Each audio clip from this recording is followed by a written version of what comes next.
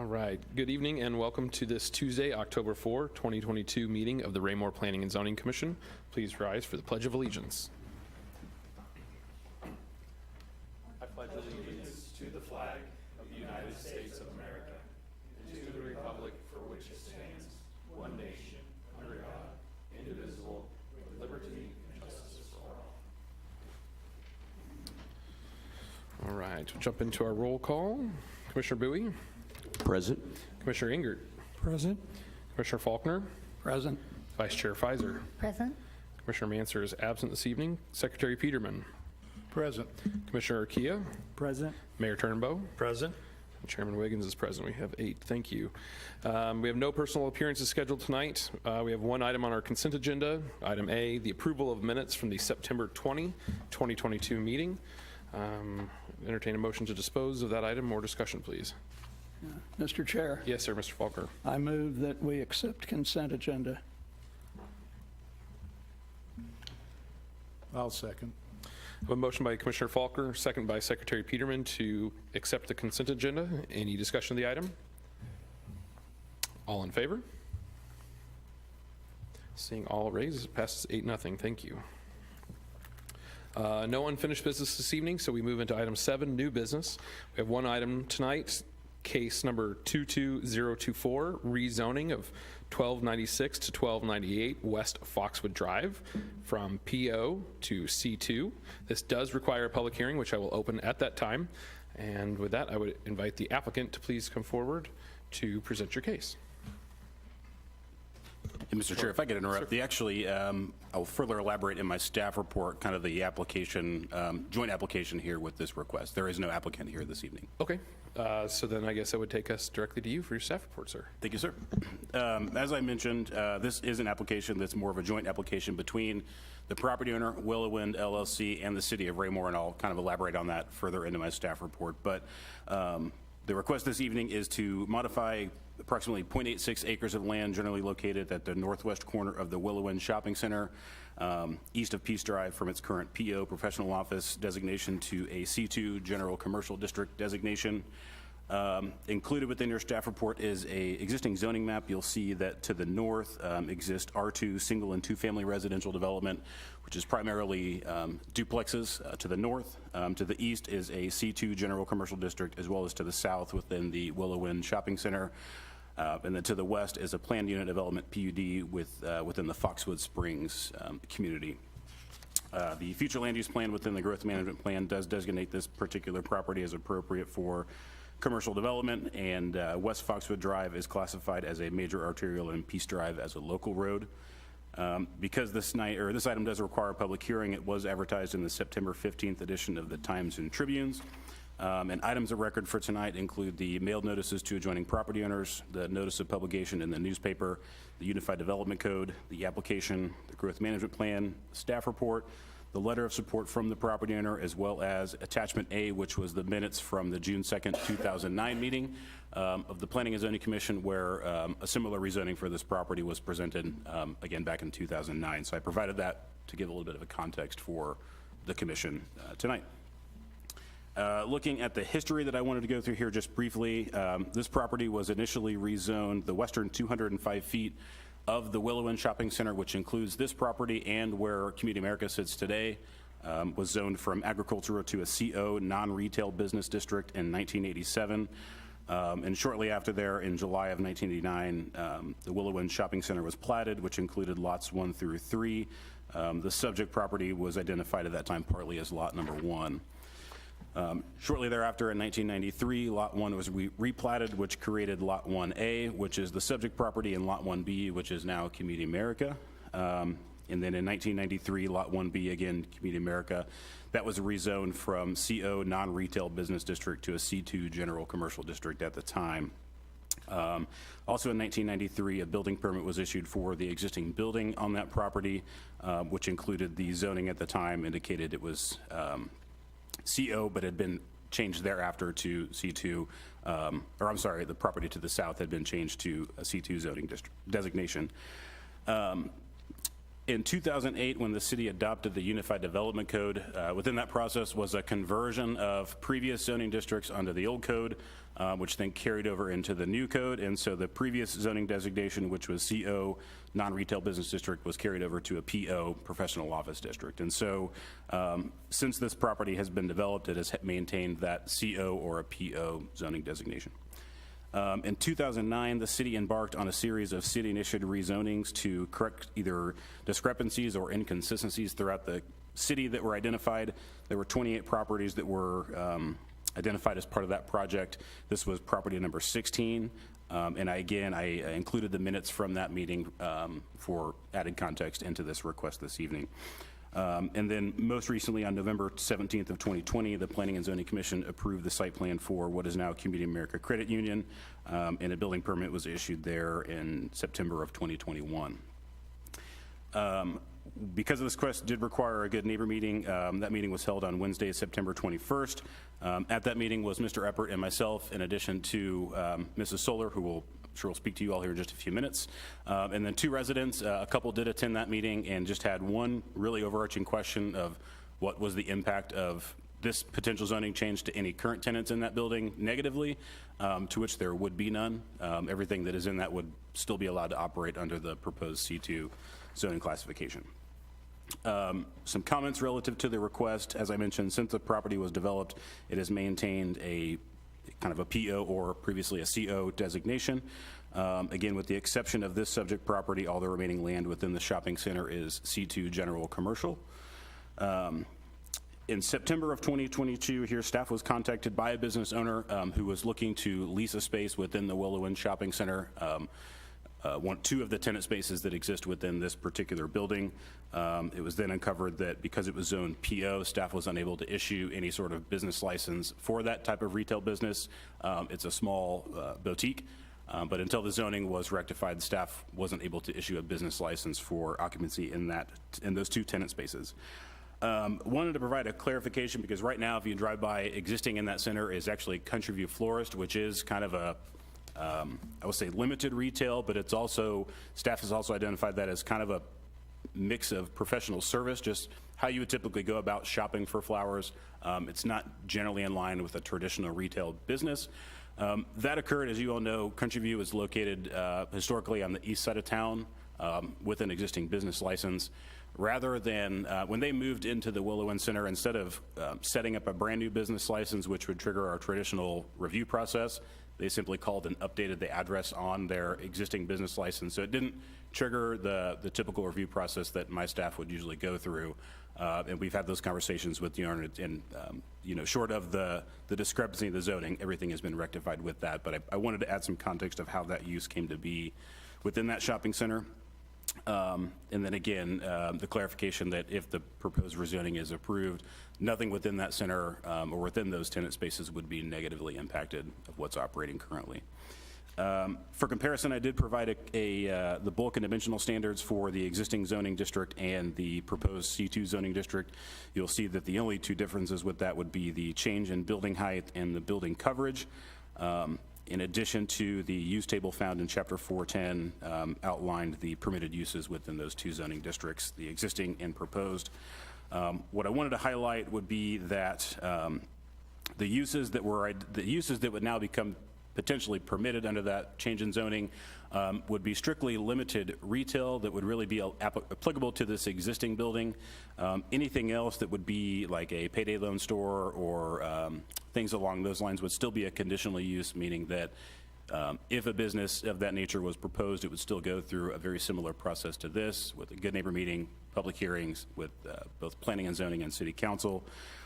Other uses that would become permitted, a couple examples would include, again, a restaurant would become permitted, a bed and breakfast potentially subject to special conditions, a car wash. All those would have to meet special conditions that this existing building wouldn't comply with. And so even in those cases, that would require the building to be torn down or substantially modified.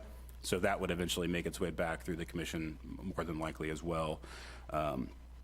In addition to that, what I wanted to kind of close in is because the city was not directly contacted by the property owner, Mr. Eppert and I started working directly with the business owner that had contacted staff to go through the process. We couldn't necessarily support them trying to rezone just simply 2 of the tenant spaces within that, but I also couldn't allow a non-property owner to request rezoning for property which they didn't own. So it's a kind of a unique situation. So in mine and Mr. Eppert's conversations, it made more sense to get the blessing of the property owner. They did file the application and proceed as if they were going to be filing that application, paying the fees and so forth. But there were some other things this time of year that their schedule was just very busy. So it made sense for staff to handle this one since it was kind of a request of a specific tenant within that shopping center. And again, because the property is an existing shopping center with infrastructure, no formal memo is really requested from engineering at this time. The infrastructure is well suited to serve this proposed development and the uses for which it could be suited under the requested rezoning. Staff did provide their staff proposed findings of fact within your staff report. And again, given the some of the history with this property, in addition to the uses that would become permitted outright under the requested rezoning and those that would be subject to further approvals that could potentially have adverse impacts on the surrounding properties, because of the fact that those would still be limited to further review and approvals and neighborhood meetings and so forth, staff does recommend that the Planning and Zoning Commission accept the proposed findings of fact and forward case 22024 to the City Council with a recommendation of approval.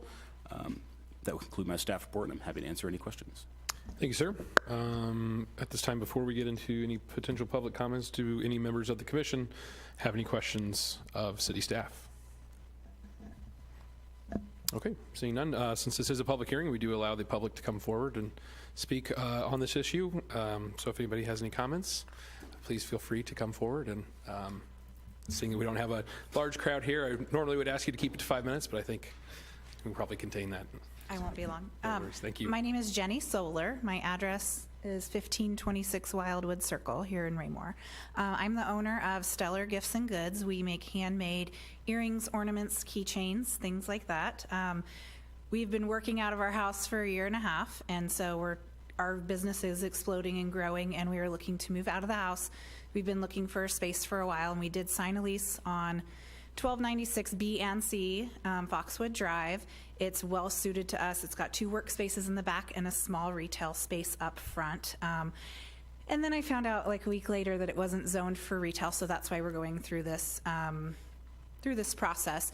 We do a lot of online sales of a pretty large volume, and we're looking to grow quite a bit in the next 3 years. That's how long we signed our lease. And having the retail space will help us better serve our community because we're shipping a lot of orders to Belton, Raymore, Peculiar, Harrisonville, Pleasant Hill anyways. And will also allow us to move production out of my house, have a warehouse space, have production, have a great gift shop. I used to run an online boutique, so I'm excited to have the opportunity to have a brick and mortar shop. We've lived in Raymore for 16 years. I have 3 teenagers at Raypac, so we've been a part of this community, and it was really important to me when we moved out of our house into a space that I want to be in Raymore. I don't want to move out of the city somewhere, so we want to be right here. Thank you. And I guess I'll just show you a couple of things. So we make things like this, cute earrings, ornaments, keychains, stickers, things like that. And we'll also have some other brands in our shop, like bigger brands to kind of help fill out and round out our selection. But that's what we're looking to do. Thank you. Appreciate it. Any other members of the public maybe waiting in the wings that would like to come forward? Seeing none, I will close the public hearing here at 7:14. To which point I would offer the commission members any final comments or questions. Otherwise, I would be willing to dispose of this item. Mr. Chair? Yes, sir. I would like to make just a few comments. As a member of the Planning and Zoning Commission back in 2009, I won't say I remembered it really well, but I do remember the case 13 years ago, and reviewed the minutes from that case. And in my opinion, the situation today is pretty much entirely different. I looked at the objections to the rezoning back then, and I don't think that those are applicable in today's time. And my other comment would be staff has some rationale both in staff comments and I think in the proposed findings of fact, and those make good sense. So I would support this rezoning. Thank you, sir. Any final comments? Otherwise, I would entertain a motion to dispose. I have a quick question. In regards to like retail and stuff like that and warehousing, is there any delineation between a warehouse type location and a retail location? And if so, what are they? And if not, why not? That's a good question, and part of that came up in our discussions with kind of our co-applicant back here, because the majority of the space she intends to use is very limited in terms of square footage for the retail. A lot of it is going to be for her storage of her products. The manufacturing, which is kind of a weird word to use because we're making earrings, it's not manufacturing like the UDC would typically contemplate. So staff has determined that the storage and kind of the production of that material could be used or could occupy that space today without any other approvals, but the retail is what the applicant was looking for to open up and add that. So it's kind of an incidental use in kind of both ways. There's really no delineation between that manufacturing and retail. Retail's broken up in the city code or the UDC by minor, which is up to 100,000 square feet, and then major, which is 100,000 square feet and above. And there's some minor differences in the requirements for that, but it doesn't really provide the distinction that you just mentioned. Any further questions? If not, once again, I would entertain a motion to dispose of this item.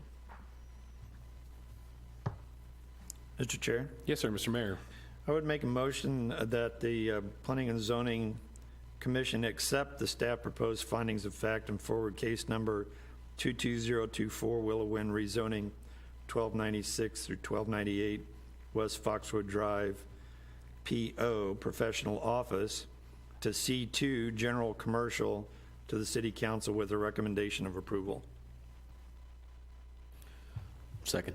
I have a motion by Mayor Turnbow, second by Commissioner Bowie, to accept the staff proposed findings of fact and forward case 22024 Willow Wind rezoning 1296 to 1298 West Foxwood Drive, PO, Professional Office, to C2, General Commercial, to the City Council with a recommendation of approval. Any discussion of the topic? If not, I would, let's go ahead and vote. All in favor? Opposed? And no abstentions. So the item will pass 7-1. And Mr. Urquia, as always, any dissenting votes, you are welcome to make a comment if you'd like. Sure, no, just, from my standpoint, not having the co-applicant present, wanting this to change himself kind of leads me to believe that it wasn't necessary or even wanted by that piece, but just more so in this case. It's the only reason for my dissent. If I could add for clarification, I just wanted to provide the clarification that it was actually, the staff had the discussions with the owner of the property that because of things they had come up and the uniqueness of the application, staff had indicated they did not need to be here. So I just want to clear that up. Understanding your point, I just want to make that part of the record. They did include in your packet a letter of support for the rezoning. But again, just wanted to get that portion on the record. Thank you, Mr. Grass. That concludes our new business this evening. That would then take us into item number 8, our City Council report. Mr. Zer, would that be you, sir? Thank you, Chairman Wiggins. I'm happy to provide the City Council report this evening. It will be relatively short. Since your last Planning and Zoning Commission meeting, the City Council has held one legislative session, which occurred on September 26th. During the course of that meeting, there was one item under second readings, which was the Timber Trails third and final plat, previously approved by the Planning and Zoning Commission on September 6th by a vote of 7-1. This is the third phase of the Timber Trails subdivision and proposed the creation of 38 new single-family lots. That would be the only thing of real significance for interest by the Planning and Zoning Commission, and that would conclude my City Council report. Obviously, Mr. Gress, Mr. Crass, and Mayor Turnbow were all present for those, and if they have any additional information, they're welcome to provide. Very good. Mr. Gress, staff report. Thank you, sir. Provided on your computer, sorry I could not get that into the packet, but the monthly report for the month of September. It was a busy month in terms of inspections again, kind of tapering off into the slow season, so we'll probably see those numbers start coming down. I think I mentioned in the last meeting, the site work continues at the Depot apartment community, which is the Watermark project. They broke ground here about a month ago, but they've been working pretty hard over the last couple of weeks. Several neighborhoods are kind of wrapping up the infrastructure work. Alexander Creek, we had a kind of a I guess, closing construction meeting with them earlier this week to wrap up some things they still need to complete.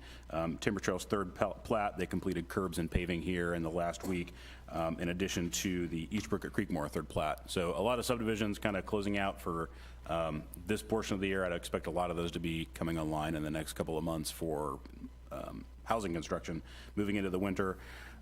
Johnny's Tavern made a lot of extensive progress on vertical construction. All the glazing has gone on, so you'll see the glass in the front doors on. They're starting to work on some of the actual facade on the roof and kind of the cornice of that building. So really cool to watch that project take shape.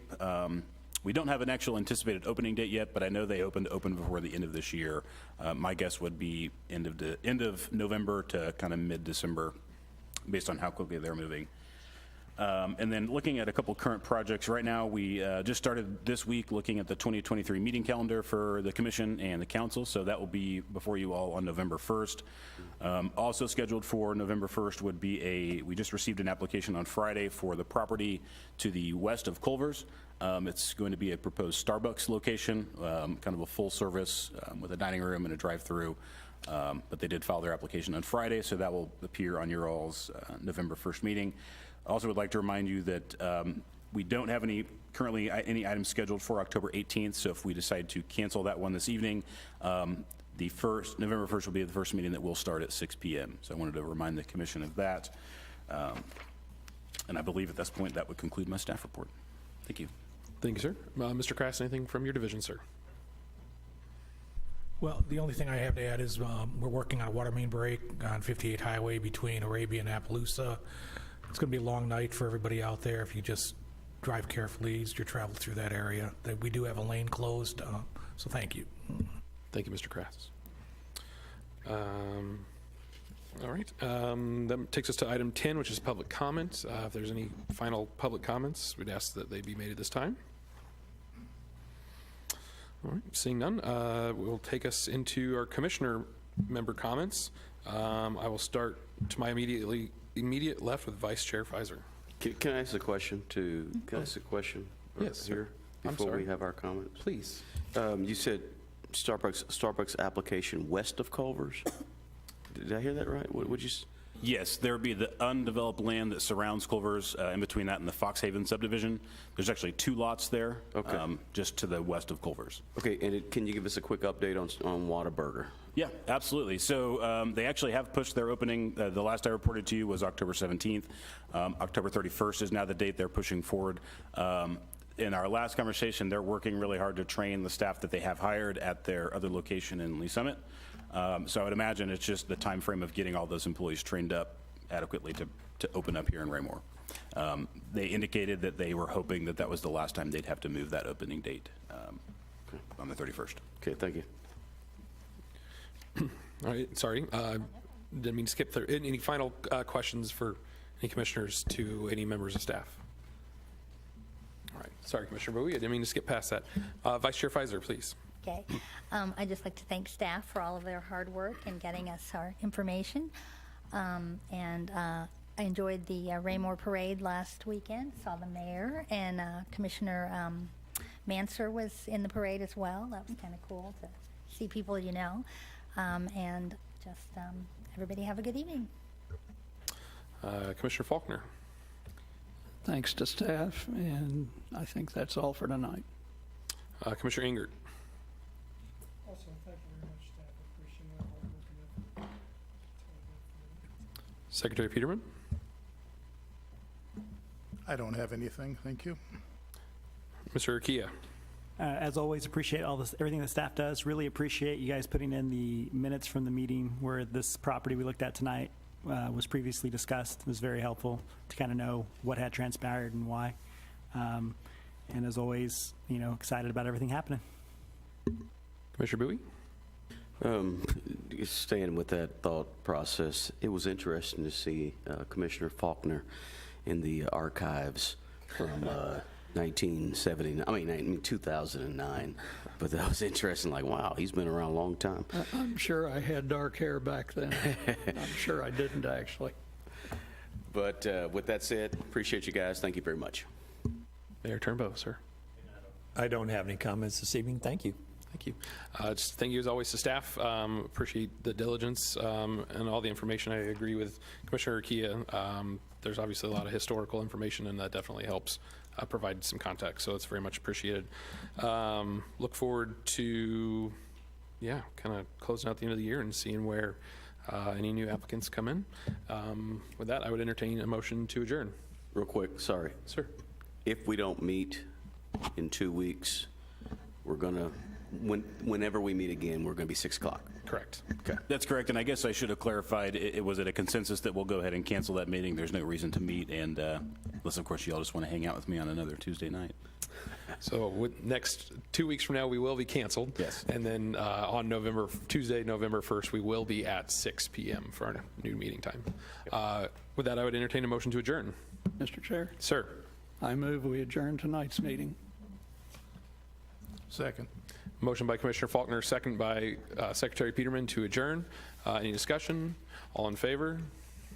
It's unanimous. 8-0. We are adjourned. Thank you very much.